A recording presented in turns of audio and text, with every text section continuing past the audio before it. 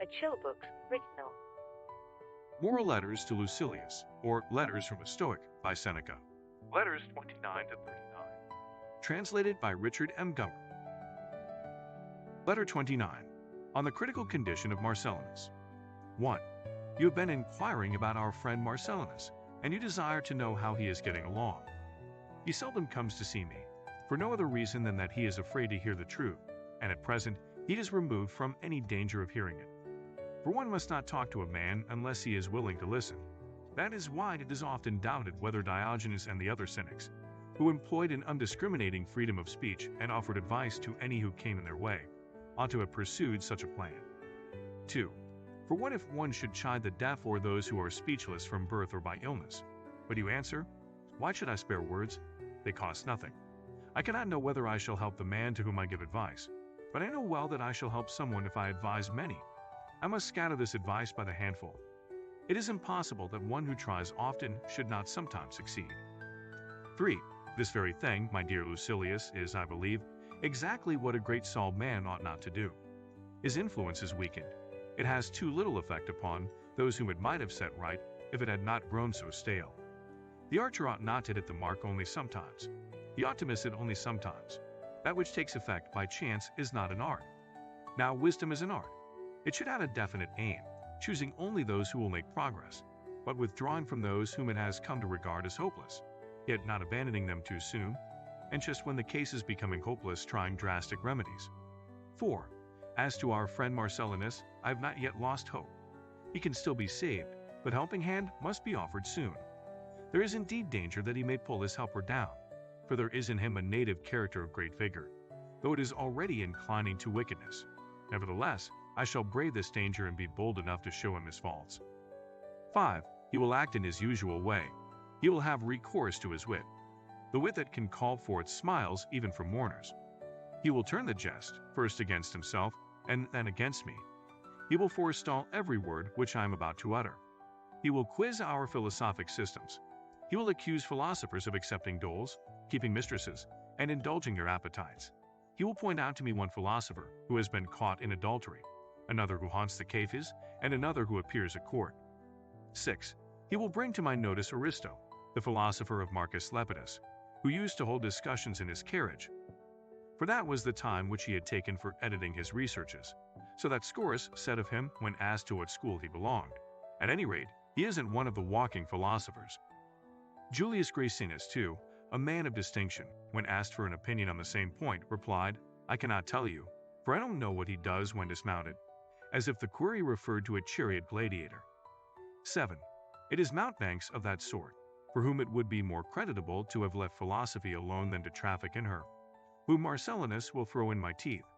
But I have decided to put up with taunts. He may stir my laughter, but I perchance shall stir him to tears, or, if he persist in his jokes, I shall rejoice, so to speak, in the midst of sorrow, because he is blessed with such a merry sort of lunacy. But that kind of merriment does not last long. Observe such men, and you will note that within a short space of time they laugh to excess and rage to excess. 8.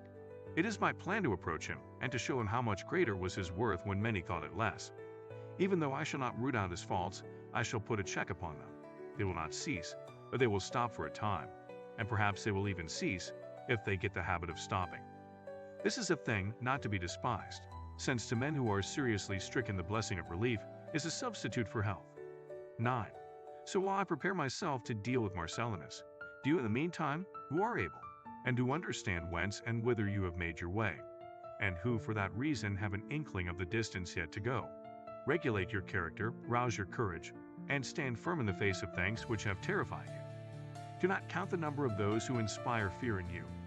Would you not regard as foolish one who is afraid of a multitude in a place where only one at a time could pass? Just so, there are not many who have access to you to slay you, but there are many who threaten you with death. Nature has so ordered it that, as only one has given you life, so only one will take it away. 10. If you had any shame, you would have let me off from paying the last installment. Still, I shall not be niggardly either, but shall discharge my debts to the last penny and force upon you what I still owe. I have never wished to cater to the crowd. For what I know, they do not approve, and what they approve, I do not know. 11. Who said this? You asked, as if you were ignorant whom I am pressing into service. It is Epicurus. But this same watchword rings in your ears from every sect, peripatetic, academic, Stoic, cynic. For who that is pleased by virtue can please the crowd. It takes trickery to win popular approval, and you must needs make yourself like unto them. They will withhold their approval if they do not recognize you as one of themselves. However, what you think of yourself is much more to the point than what others think of you. The favor of ignoble men can be won only by ignoble means. 12. What benefit, then, will that vaunted philosophy confer, whose praises we sing and which, we are told, is to be preferred to every art and every possession? Assuredly, it will make you prefer to please yourself rather than the populace. It will make you weigh, and not merely count, men's judgments. It will make you live without fear of gods or men. It will make you either overcome evils or end them. Otherwise, if I see you applauded by popular acclamation, if your entrance upon the scene is greeted by a roar of cheering and clapping, marks of distinction meet only for actors. If the whole state, even the women and children, sing your praises, how can I help pitying you?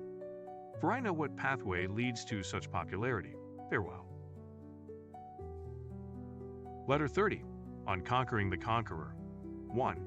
I have beheld Aufidius Bassus, that noble man, shattered in health and wrestling with his years. But they already bear upon him so heavily that he cannot be raised up. Old age has settled down upon him with great, yes, with its entire weight. You know that his body was always delicate and shapeless. For a long time he has kept it in hand, or to speak more correctly, has kept it together. Of a sudden it has collapsed. 2. Just as in a ship that springs a leak, you can always stop the first or the second fissure, but when many holes begin to open and let in water, the gaping hole cannot be saved. Similarly, in an old man's body, there is a certain limit up to which you can sustain and prop its weakness. But when it comes to resemble a decrepit building, when every joint begins to spread, and while one is being repaired another falls apart, then it is time for a man to look about him and consider how he may get out. 3. But the mind of our friend Bassus is active. Philosophy bestows this boon upon us. It makes us joyful in the very sight of death, strong and brave, no matter in what state the body may be, cheerful and never failing though the body fail us. A great pilot can sail even when his canvas is rent. If his ship be dismantled, he can yet put in trim what remains of her hull and hold her to her course. This is what our friend Bassus is doing, and he contemplates his own end with the courage and countenance which you would regard as undue indifference in a man who so contemplated another's. 4. This is a great accomplishment, Lucilius, and one which needs long practice to learn, to depart calmly when the inevitable hour arrives. Other kinds of death contain an ingredient of hope. A disease comes to an end. A fire is quenched. Falling houses have set down in safety those whom they seemed certain to crush. The sea has cast ashore unharmed those whom it had engulfed, by the same force through which it drew them down. The soldier has drawn back his sword from the very neck of his doomed foe. But those whom old age is leading away to death have nothing to hope for. Old age alone grants no reprieve. No ending, to be sure, is more painless, but there is none more lingering. 5. Our friend Bassus seemed to me to be attending his own funeral, and laying out his own body for burial, and living almost as if he had survived his own death, and bearing with wise resignation his grief at his own departure.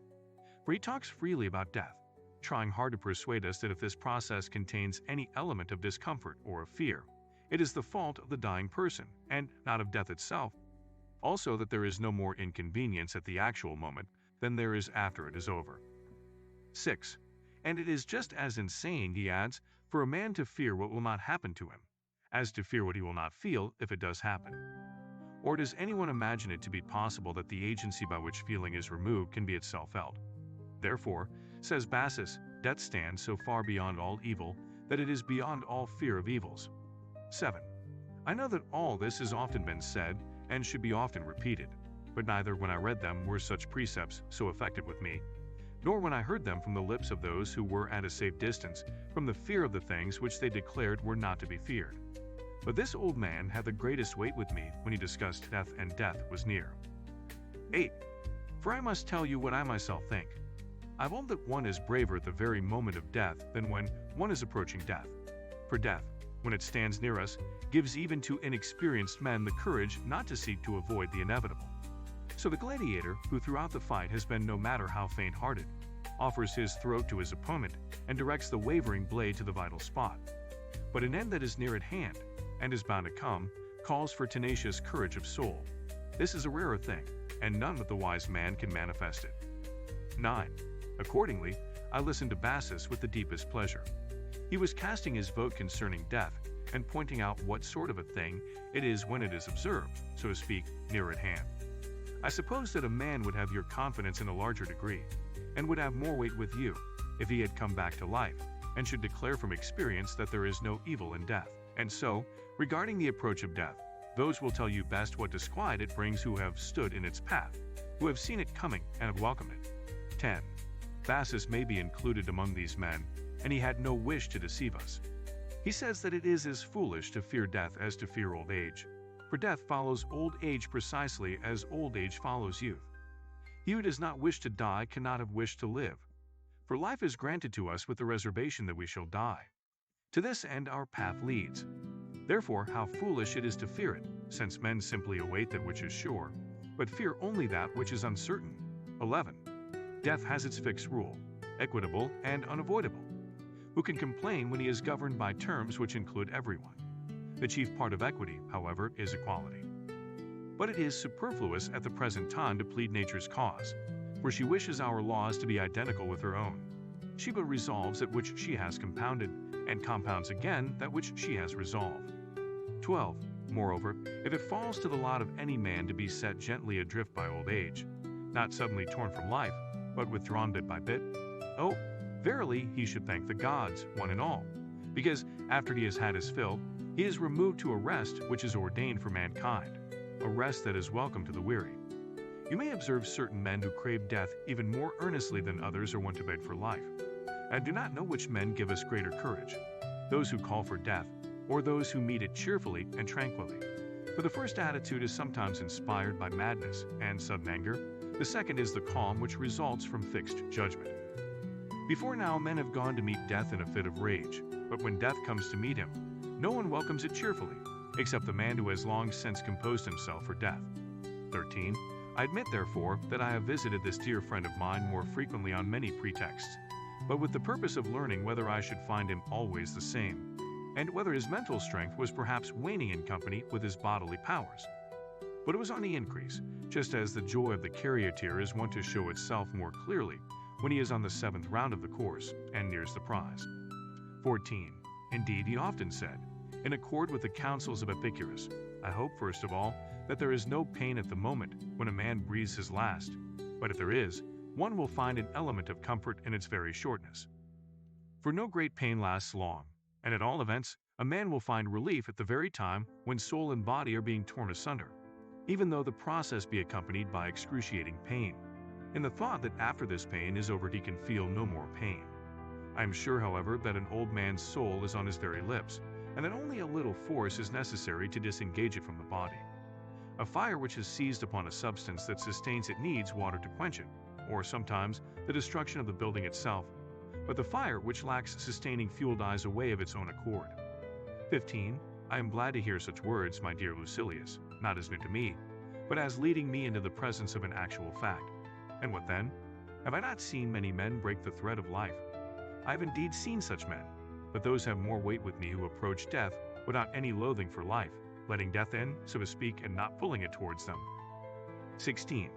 Bassus kept saying, it is due to our own fault that we feel this torture, because we shrink from dying only when we believe that our end is near at hand. But who is not near death? It is ready for us in all places, at all times. Let us consider, he went on to say, when some agency of death seems imminent, how much nearer are other varieties of dying which are not feared by us. 17. A man is threatened with death by an enemy, but this form of death is anticipated by an attack of indigestion. And if we are willing to examine critically the various causes of our fear, we shall find that some exist, and others only seem to be. We do not fear death, we fear the thought of death. For death itself is always the same distance from us. Wherefore, if it is to be feared at all, it is to be feared always. For what season of our life is exempt from death? 18. But what I really ought to fear is that you will hate this long letter worse than death itself. So I shall stop. Do you, however, always think on death, in order that you may never fear it. Farewell. Letter 31. On Siren Songs. 1. Now I recognize my Lucilius. He is beginning to reveal the character of which he gave promise. Follow up the impulse which prompted you to make for all that is best, treading under your feet that which is approved by the crowd. I would not have you greater or better than you planned, for in your case, the mere foundations have covered a large extent of ground. Only finish all that you have laid out, and take in hand the plans which you have had in mind. 2. In short, you will be a wise man, if you stop up your ears, nor is it enough to close them with wax. You need a denser stopple than that which they say Ulysses used for his comrades. The song which he feared was alluring, but came not from every side. The song, however, which you have to fear, echoes round you not from a single headland, but from every quarter of the world. Sail therefore not past one region which you mistrust because of its treacherous delights, but past every city. Be deaf to those who love you most of all. They pray for bad things with good intentions, and if you would be happy, entreat the gods that none of their fond desires for you may be brought to pass. 3. What they wish to have heaped upon you are not really good things. There is only one good, the cause and the support of happy life, trust in oneself. But this cannot be attained, unless one has learned to despise toil and to reckon it among the things which are neither good nor bad. For it is not possible that a single thing should be bad at one time and good at another, at times light and to be endured, and at times a cause of dread. 4. Work is not a good. Then what is a good? I say, the scorning of work. That is why I should rebuke men who toil to no purpose. But when, on the other hand, a man is struggling towards honorable things, in proportion as he applies himself more and more, and allows himself less and less to be beaten or to halt, I shall recommend his conduct and shout my encouragement, saying, by so much you are better. Rise, draw a fresh breath, and surmount that hill, if possible at a single spurt. 5. Work is the sustenance of noble minds. There is, then, no reason why, in accordance with that old vow of your parents, you should pick and choose what fortune you wish should fall to your lot, or what you should pray for. Besides, it is base for a man who has already traveled the whole round of highest honors to be still importuning the gods. What need is there of vows? Make yourself happy through your own efforts. You can do this, if once you comprehend that whatever is blended with virtue is good, and that whatever is joined to vice is bad. Just as nothing gleams if it has no light blended with it, and nothing is black unless it contains darkness, or draws to itself something of dimness, and as nothing is hot without the aid of fire, and nothing cold without air, so it is the association of virtue and vice that makes things honorable or base. 6. What then is good? The knowledge of things. What is evil? The lack of knowledge of things. Your wise man, who is also a craftsman, will reject or choose in each case as it suits the occasion. But he does not fear that which he rejects, nor does he admire that which he chooses, if only he has a stout and unconquerable soul. I forbid you to be cast down or depressed. It is not enough if you do not shrink from work, ask for it. 7. But you say, is not trifling and superfluous work, and work that has been inspired by ignoble causes, a bad sort of work. No, no more than that which is expended upon noble endeavors, since the very quality that endures toil and rouses itself to hard and uphill effort is of the spirit which says, why do you grow slack? It is not the part of a man to fear sweat. 8. And besides this, in order that virtue may be perfect, there should be an even temperament and a scheme of life that is consistent with itself throughout. And this result cannot be attained without knowledge of things, and without the art which enables us to understand things human and things divine. That is the greatest good. If you seize this good, you begin to be the associate of the gods, and not their suppliant. 9. But how, do you ask, does one attain that goal? You do not need to cross the Pennine or Grayan hills, or traverse the Candavian waste, or face the Sirtes or Scylla or Charybdis, although you have traveled through all these places for the bribe of a petty governorship. The journey for which nature has equipped you is safe and pleasant. She has given you such gifts that you may, if you do not prove false to them, rise level with God. 10. Your money, however, will not place you on a level with God, for God has no property. Your bordered robe will not do this, for God is not clad in raiment, nor will your reputation, nor a display of self, nor a knowledge of your name widespread throughout the world. For no one has knowledge of God. Many even hold him in low esteem, and do not suffer for so doing.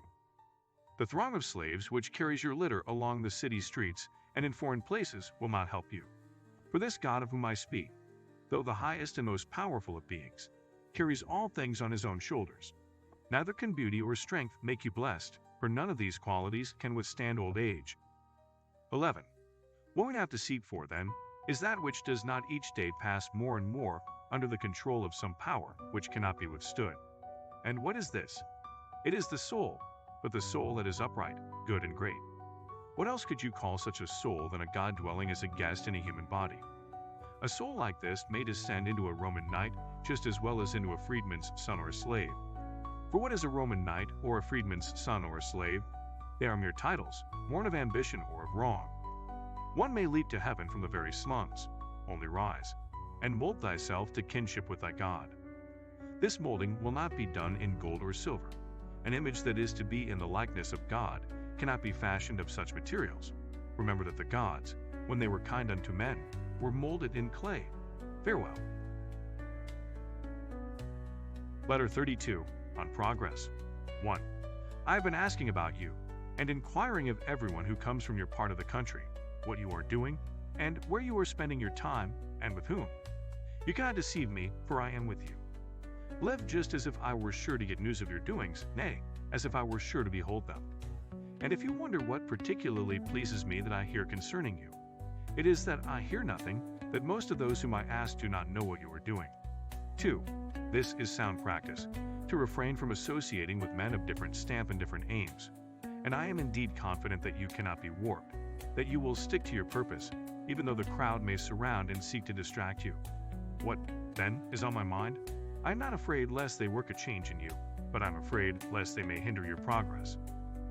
And much harm is done even by one who holds you back, especially since life is so short, and we make it still shorter by our unsteadiness, by making ever fresh beginnings at life, now one and immediately another. We break up life into little bits and fritter it away. 3.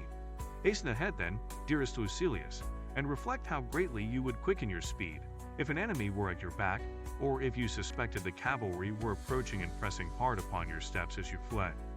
It is true. The enemy is indeed pressing upon you. You should therefore increase your speed and escape away and reach a safe position, remembering continually what a noble thing it is to round out your life before death comes, and then await in peace the remaining portion of your time, claiming nothing for yourself, since you are in possession of the happy life. For such a life is not made happier for being longer. 4. Oh, when shall you see the time when you shall know that time means nothing to you, when you shall be peaceful and calm, careless of the morrow, because you are enjoying your life to the full? Would you know what makes men greedy for the future? It is because no one has yet found himself. Your parents, to be sure, asked other blessings for you, but I myself pray rather that you may despise all those things which your parents wished for you in abundance. Their prayers plunder many another person, simply that you may be enriched. Whatever they make over to you must be removed from someone else. 5. I pray that you may get such control over yourself that your mind, now shaken by wandering thoughts, may at last come to rest and be steadfast, that it may be content with itself, and having attained an understanding of what things are truly good, and they are in our possession as soon as we have this knowledge, that it may have no need of added years. He has at length passed beyond all necessities, he has won his honorable discharge and is free, who still lives after his life has been completed. Farewell. Letter 33, on the futility of learning maxims. 1.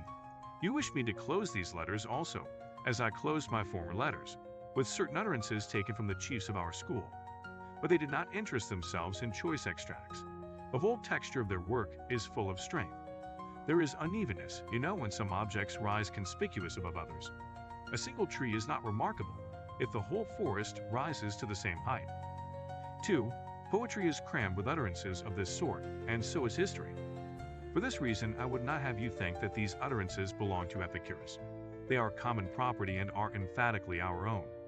They are, however, more noteworthy in Epicurus, because they appear at infrequent intervals, and when you do not expect them, and because it is surprising that brave words should be spoken at any time by a man who made a practice of being effeminate. For that is what most persons maintain. In my own opinion, however, Epicurus is really a brave man, even though he did wear long sleeves. Fortitude, energy, and readiness for battle are to be found among the Persians, just as much as among men who have girded themselves up high. 3. Therefore, you need not call upon me for extracts and quotations. Such thoughts as one may extract here and there in the works of other philosophers run through the whole body of our writings. Hence we have no show window goods, nor do we deceive the purchaser in such a way that, If he enters our shop, he will find nothing except that which is displayed in the window. We allow the purchasers themselves to get their samples from anywhere they please. 4. Suppose we should desire to sort out each separate model from the general stock. To whom shall we credit them? To Zeno, Cleanthes, Chrysippus, Panaetius, or Posidonius? We Stoics are not subjects of a despot. Each of us lays claim to his own freedom. With them, on the other hand, whatever Hermarchus says or Metrodorus is ascribed to one source. In that brotherhood, everything that any man utters is spoken under the leadership and commanding authority of one alone. We cannot, I maintain, no matter how we try, pick out anything from so great a multitude of things equally good. Only the poor man counts his flock. Wherever you direct your gaze, you will meet with something that might stand out from the rest, if the context in which you read it were not equally notable. 5. For this reason, give over hoping that you can skim, by means of epitomes, the wisdom of distinguished men. Look into their wisdom as a whole, study it as a whole. They are working out a plan and weaving together, line upon line, a masterpiece, from which nothing can be taken away without injury to the whole. Examine the separate parts, if you like, provided you examine them as parts of the man himself. She is not a beautiful woman whose ankle or arm is praised, but she whose general appearance makes you forget to admire her single attributes. 6. If you insist, however, I shall not be niggardly with you, but lavish, for there is a huge multitude of these passages. They are scattered about in profusion. They do not need to be gathered together, but merely to be picked up. They do not drip forth occasionally, they flow continuously. They are unbroken and are closely connected. Doubtless, they would be of much benefit to those who are still novices and worshipping outside the shrine. For single maxims sink in more easily when they are marked off and bounded like a line of verse. 7. That is why we give to children a proverb, or that which the Greeks call phria, to be learned by heart. That sort of thing can be comprehended by the young mind, which cannot as yet hold more. For a man, however, whose progress is definite, to chase after choice extracts and to prop his weakness are the best known and the briefest sayings and to depend upon his memory is disgraceful. It is time for him to lean on himself. He should make such maxims and not memorize them. For it is disgraceful even for an old man, or one who has sight of old age, to have a notebook knowledge.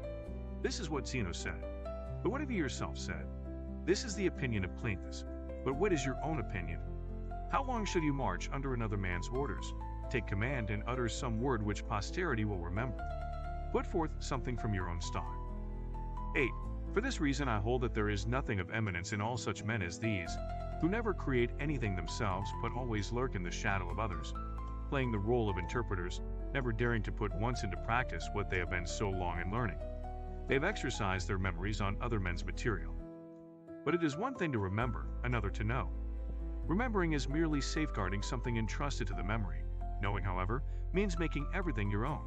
It means not depending upon the copy and not all the time glancing back at the master. 9.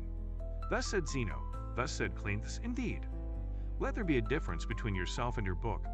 How long shall you be a learner? From now on be a teacher as well. But why, one asks, should I have to continue hearing lectures on what I can read? The living voice, one replies, is a great help.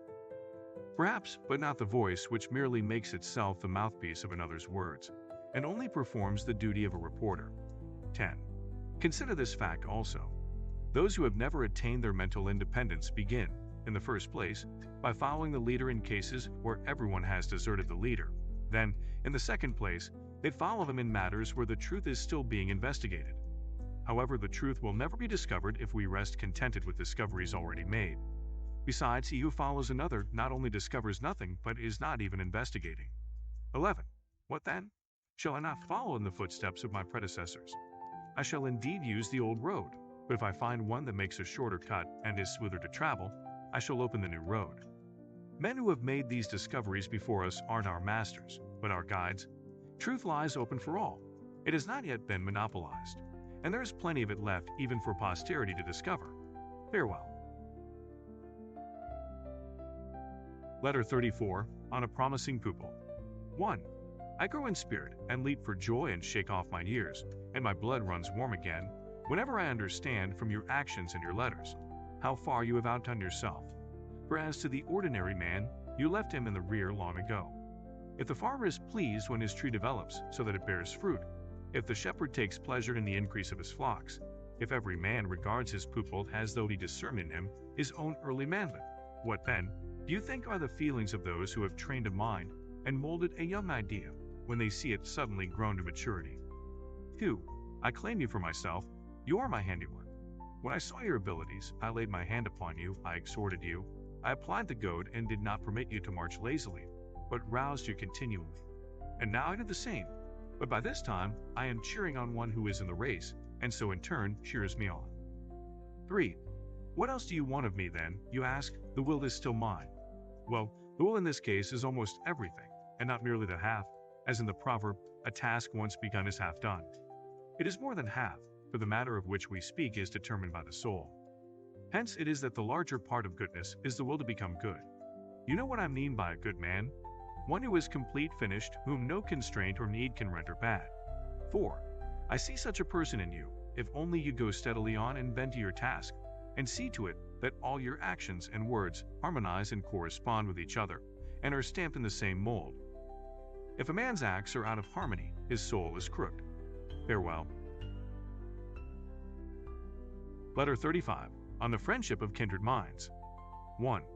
When I urge you so strongly to your studies, it is mine own interest which I am consulting. I want your friendship, and it cannot fall to my lot unless you proceed, as you have begun, with the task of developing yourself. For now, although you love me, you are not yet my friend. But, you reply, are these words of different meaning? Nay, more, they are totally unlike in meaning. A friend loves you, of course, but one who loves you is not in every case your friend. Friendship, accordingly, is always helpful, but love sometimes even does harm. Try to perfect yourself, if for no other reason, in order that you may learn how to love. 2. Hasten, therefore, in order that, while thus perfecting yourself for my benefit, you may not have learned perfection for the benefit of another. To be sure, I am already deriving some profit by imagining that we two shall be of one mind, and that whatever portion of my strength has yielded to age will return to me from your strength, although there is not so very much difference in our ages. 3. But yet I wish to rejoice in the accomplished fact. We feel a joy over those whom we love, even when separated from them, but such a joy is light and fleeting. The sight of a man, and his presence and communion with him, afford something of living pleasure. This is true, at any rate, if one not only sees the man one desires, but the sort of man one desires. Give yourself to me, therefore, as a gift of great price, and that you may strive the more, reflect that you yourself are mortal, and that I am old. 4. Hasten to find me, but hasten to find yourself first. Make progress, and before all else, endeavor to be consistent with yourself. And when you would find out whether you have accomplished anything, consider whether you desire the same things today that you desired yesterday. A shifting of the will indicates that the mind is at sea, heading in various directions, according to the course of the wind. But that which is settled and solid does not wander from its place.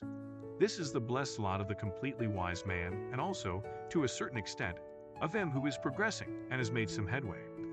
Now, what is the difference between these two classes of men? The one is in motion, to be sure, but does not change its position. It merely tosses up and down where it is. The other is not in motion at all. Farewell. Letter 36. On the value of retirement. 1. Encourage your friend to despise stout-heartedly those who upbraid him because he has sought the shade of retirement and has abdicated his career of honors, and though he might have attained more, has preferred tranquility to them all. Let him prove daily to these detractors how wisely he has looked out for his own interests. Those whom men envy will continue to march past him. Some will be pushed out of the ranks, and others will fall. Prosperity is a turbulent thing. It torments itself. It stirs the brain in more ways than one, goading men on to various aims, some to power, and others to high living. Some it puffs up, others it slackens, and wholly enervates. 2. But the retort comes, so-and-so carries his prosperity well. Yes, just as he carries his liquor. So you need not let this class of men persuade you that one who is besieged by the crowd is happy. They run to him as crowds rush for a pool of water, rendering it muddy while they drain it. But you say, men call our friend a trifler and a sluggard. There are men, you know, whose speech is awry, who use the contrary terms. They called him happy. What of it? Was he happy? 3. Even the fact that to certain persons he seems a man of a very rough and gloomy cast of mind does not trouble me. Aristo used to say that he preferred a youth of stern disposition to one who was a jolly fellow and agreeable to the crowd. For He added, "Wine which, when new, seemed harsh and sour, becomes good wine, but that which tasted well at the vintage cannot stand age. So let them call him stern and a foe to his own advancement. It is just this sternness that will go well when it is aged, provided only that he continues to cherish virtue and to absorb thoroughly the studies which make for culture, not those with which it is sufficient for a man to sprinkle himself, but those in which the mind should be steeped." 4. Now is the time to learn. What? Is there any time when a man should not learn? By no means, but just as it is creditable for every age to study, so it is not creditable for every age to be instructed. An old man learning his ABC is a disgraceful and absurd object. The young man must store up, the old man must use. You will therefore be doing a thing most helpful to yourself if you make this friend of yours as good a man as possible. Those kindnesses, they tell us, are to be both sought for and bestowed, which benefit the giver no less than the receiver, and they are unquestionably the best kind. 5. Finally, he has no longer any freedom in the matter. He has pledged his word, and it is less disgraceful to compound with the creditor than to compound with the promising future. To pay his debt of money, the businessman must have a prosperous voyage, the farmer must have fruitful fields and kindly weather, but the debt which your friend owes can be completely paid by mere goodwill. 6. Fortune has no jurisdiction over character. Let him so regulate his character that in perfect peace he may bring to perfection that spirit within him, which feels neither loss nor gain, but remains in the same attitude, no matter how things fall out. A spirit like this, if it is heaped with worldly goods, rises superior to its wealth. If, on the other hand, chance has stripped him of a part of his wealth, or even all, it is not impaired. 7. If your friend had been born in Parthia, he would have begun, when a child, to bend the bow. If in Germany, he would forthwith have been brandishing his slender spear. If he had been born in the days of our forefathers, he would have learned to ride a horse and smite his enemy hand to hand. These are the occupations which the system of each race recommends to the individual, yes, prescribes for him. 8. To what, then, shall this friend of yours devote his attention? I say, let him learn that which is helpful against all weapons, against every kind of foe, contempt of death, because no one doubts that death has in it something that inspires terror, so that it shocks even our souls, which nature has so molded that they love their own existence. For otherwise, there would be no need to prepare ourselves, and to whet our courage to face that towards which we should move with a sort of voluntary instinct, precisely as all men tend to preserve their existence. 9. No man learns a thing in order that, if necessity arises, he may lie down with composure upon a bed of roses, but he steels his courage to this end, that he may not surrender his plighted faith to torture, and that, if need be, he may some day stay out his watch in the trenches, even though wounded without even leaning on his spear, because sleep is likely to creep over men who support themselves by any prop whatsoever. In death there is nothing harmful, for there must exist something to which it is harmful. 10. And yet, if you are possessed by so great a craving for a longer life, reflect that none of the objects which vanish from our gaze and are reabsorbed into the world of things, from which they have come forth and are soon to come forth again, is annihilated. They merely end their course and do not perish, and death, which we fear and shrink from, merely interrupts life, but does not steal it away. The time will return when we shall be restored to the light of day. And many men would object to this, were they not brought back in forgetfulness of the past. 11. But I mean to show you later with more care, that everything which seems to perish merely changes. Since you are destined to return, you ought to depart with a tranquil mind. Mark how the round of the universe repeats its course. You will see that no star in our firmament is extinguished, but that they all set and rise in alternation. Summer has gone, but another year will bring it again. Winter lies low, but will be restored by its own proper months. Night has overwhelmed the sun, but day will soon rout the night again. The wandering stars retrace their former courses. A part of the sky is rising unceasingly, and a part is sinking. 12. One word more, and then I shall stop. Infants and boys, and those who have gone mad, have no fear of death, and it is most shameful if reason cannot afford us that peace of mind to which they have been brought by their folly. Farewell. Letter 37. On Allegiance to Virtue. 1. You have promised to be a good man. You have enlisted under oath. That is the strongest chain which will hold you to a sound understanding. Any man will be but mocking you, if he declares that this is an effeminate and easy kind of soldiering. I will not have you deceived. The words of this most honorable compact are the same as the words of that most disgraceful one, to wit, through burning, imprisonment, or death by the sword. 2. From the men who hire out their strength for the arena, who eat and drink what they must pay for with their blood, security is taken that they will endure such trials even though they be unwilling. From you, that you will endure them willingly and with alacrity. The gladiator may lower his weapon and test the pity of the people, but you will neither lower your weapon nor beg for life. You must die erect and unyielding. Moreover, what profit is it to gain a few days or a few years? There is no discharge for us from the moment we are born. 3. Then how can I free myself, you ask? You cannot escape necessities, but you can overcome them. By force a way is made, and this way will be afforded you by philosophy. Betake yourself therefore to philosophy if you would be safe, untroubled, happy, and fine, if you wish to be, and that is most important, free. There is no other way to attain this end. 4. Folly is low, abject, mean, slavish, and exposed to many of the cruelest passions. These passions, which are heavy taskmasters, sometimes ruling by turns, and sometimes together, can be banished from you by wisdom, which is the only real freedom. There is but one path leading thither, and it is a straight path. You will not go astray. Proceed with steady step, and if you would have all things under your control, put yourself under the control of reason. If reason becomes your ruler, you will become ruler over many. You will learn from her what you should undertake, and how it should be done. You will not blunder into things. 5. You can show me no man who knows how he began to crave that which he craves. He has not been led to that pass by forethought. He has been driven to it by impulse. Fortune attacks us as often as we attack fortune. It is disgraceful, instead of proceeding ahead, to be carried along, and then suddenly amid the whirlpool of events, to ask in a dazed way, how did I get into this condition? Farewell. Letter 38. On Quiet Conversation. 1. You are right when you urge that we increase our mutual traffic in letters.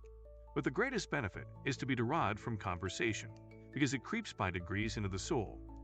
Lectures prepared beforehand and spouted in the presence of a throng have in them more noise but less intimacy. Philosophy is good advice, and no one can give advice at the top of his lungs. Of course, we must sometimes also make use of these harangues, if I may so call them, when a doubting member needs to be spurred on. But when the aim is to make a man learn, and not merely to make him wish to learn, we must have recourse to the low-toned words of conversation.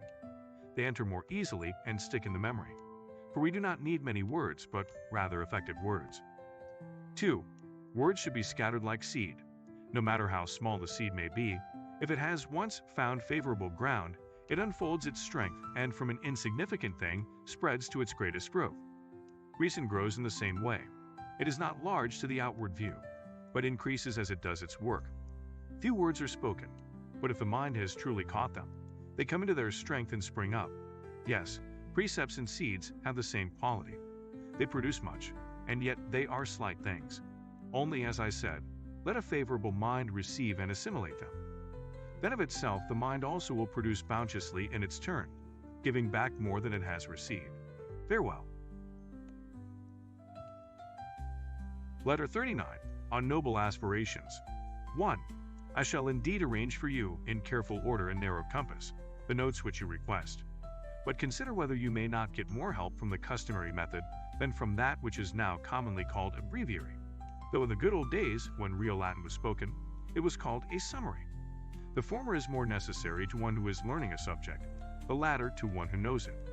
The one teaches, the other stirs the memory. But I shall give you abundant opportunity for both. A man like you should not ask me for this authority or that. He who furnishes a voucher for his statements argues himself unknown. 2. I shall therefore write exactly what you wish, but I shall do it in my own way. Until then, you have many authors whose works will presumably keep your ideas sufficiently in order. Pick up the list of the philosophers. That very act will compel you to wake up when you see how many men have been working for your benefit. You will desire eagerly to be one of them yourself. For this is the most excellent quality that the noble soul has within itself, that it can be roused to honorable things. No man of exalted gifts is pleased with that which is low and mean. The vision of great achievement summons him and uplifts him. 3. Just as the flame springs straight into the air, and cannot be cabined or kept down any more than it can repose in quiet, so our soul is always in motion, and the more ardent it is, the greater its motion and activity. But happy is the man who has given it this impulse toward better things. He will place himself beyond the jurisdiction of chance. He will wisely control prosperity. He will lessen adversity, and will despise what others hold in admiration. 4. It is the quality of a great soul to scorn great things and to prefer that which is ordinary rather than that which is too great. The one condition is useful and life-giving, but the other does harm just because it is excessive. Similarly, too rich a soil makes the grain fall flat, branches break down under too heavy a load. Excessive productiveness does not bring fruit to ripeness. This is the case with the soul also, for it is ruined by uncontrolled prosperity, which is used not only to the detriment of others but also to the detriment of itself. 5. What enemy was ever so insolent to any opponent as are their pleasures to certain men? The only excuse that we can allow for the incontinence and mad lust of these men is the fact that they suffer the evils which they have inflicted upon others. And they are rightly harassed by this madness, because desire must have unbounded space for its excursions, if it transgresses nature's mean. For this has its bounds, but waywardness and the acts that spring from willful lust are without boundaries. 6. Futility measures our needs, but by what standard can you check the superfluous? It is for this reason that men sink themselves in pleasures, and they cannot do without them when once they have become accustomed to them. And for this reason they are most wretched, because they have reached such a pass that what was once superfluous to them has become indispensable, and so they are the slaves of their pleasures instead of enjoying them. They even love their own ills, and that is the worst ill of all. Then it is that the height of unhappiness is reached, when men are not only attracted, but even pleased by shameful things, and when there is no longer any room for a cure, now that those things which once were vices have become habits.